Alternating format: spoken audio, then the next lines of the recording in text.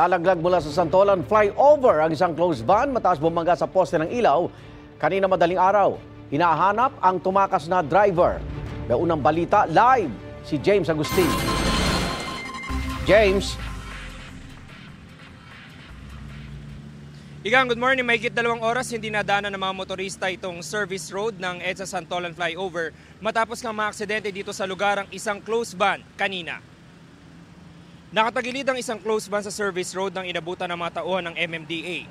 Nangyari ang aksidente kaninang alas 3:30 na madaling araw. Binabagtas daw ng closed van ang northbound lane ng Santolan flyover nang bumangga ito sa poste ng ilaw. Sa lakas ng impact na tumba ang poste. Nalaglag naman sa service road ang closed van at tumagilid. Ayon sa isang saksi, may motorcycle taxi rider na tumulong sa driver na makalabas sa closed van. Wala naman daw natamong sugat ang driver na patuloy pang hinahanap ngayon ng mga otoridad matapos tumakas.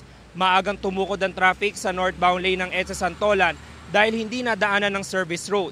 Pasado alas 5 na ng umaga nang tuluyang maialis ang closed van.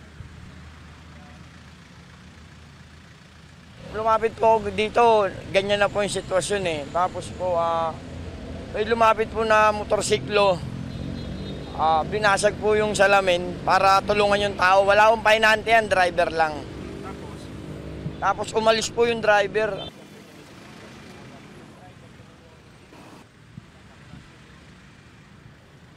Samantala, Igan, ito yung sitwasyon ngayon dito sa northbound lane ng EDSA Santolan flyover. Hindi pa naman po ganun karami yung mga motorista na bumabiyahe maging dito sa service road. At bago tayo umere ay dinala na dun sa QCPD Traffic Sector 3 yung closed van na naaksidente dito sa lugar. At hanggang sa mga oras na ito hindi pa tukoy ng mga otoridad yung driver ng sasakyan. Yan ang balita mula rito sa Quezon City. Ako po si James Agustin para sa GMA Integrated News. Igan, mauna ka sa mga balita, mag-subscribe na sa GMA Integrated News sa YouTube para sa iba't ibang ulat sa ating bansa.